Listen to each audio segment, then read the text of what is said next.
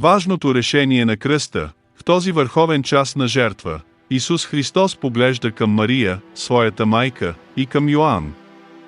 Тогава изрича думите, които променят всичко: жено, ето твоя син, а към Йоан, ето твоята майка. В този върховен миг Исус не забравя земната си отговорност.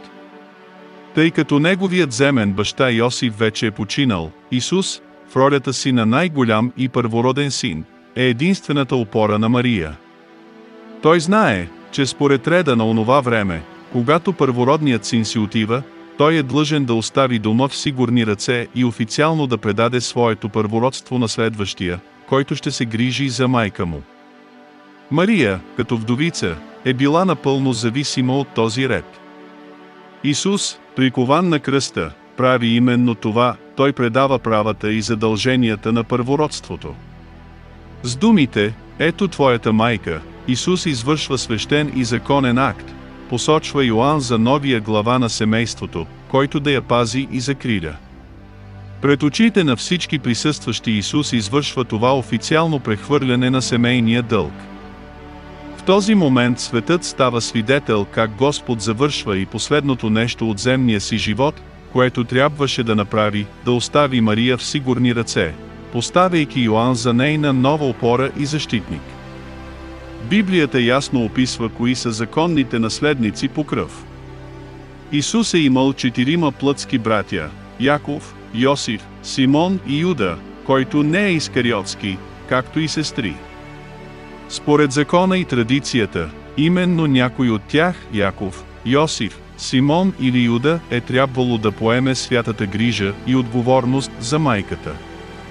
Но забележете, в този списък от имена никъде няма да откриете името на Йоан. Той не е брат, не е роднина, той няма абсолютно никакво законно право да бъде там. И точно тук изплува голямата мистерия, кой всъщност е Йоан и защо, след като името му изобщо не фигурира сред плътските наследници, Господ избира точно него, за да му повери най-свидното, своята майка. Исус съзнателно пренебрегва кръвния ред и избира чужденеца Йоан. Защо не поверява Мария на Яков, Йосиф, Симон или Юда, които са нейни синове по плът? Причината е разтърсваща. В онзи съдбоносен час неговите собствени плътски братя не са вярвали в него, че е Божият син, и не са били там под кръста. Исус избира Йоан с дълбок божествен промисъл.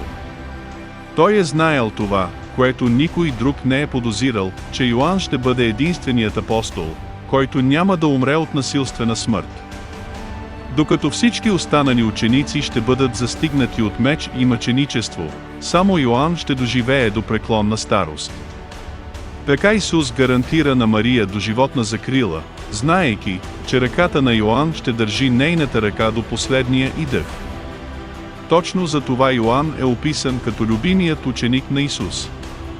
Той е единственият, когото Исус е допуснал толкова близо, че да лежи на гърдите му по време на тайната вечеря. Йоан е познавал ударите на Христовото сърце, чувал е неговия ритъм и е разбирал любовта му по начин, по който никой друг не е могъл. На него е било поверено както да пази майка му на земята, така и да напише откровението за всичко, което Исус е подготвил за нас в небето.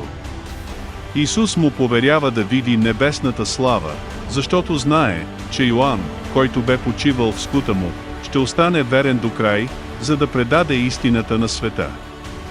Едва по-късно, след възкресението, плътските братя на Исус променят живота си. Яков става водач на църквата, а Юда, плътският брат на Господа, а не Юда Искариотски, написва своето послание. Те стават стълбове на вярата, но на Голгота мястото бе дадено на Йоан, ученикът, който имаше сърцето да обича, близостта да познава Господа и задачата да пренесе Божието Слово през вековете.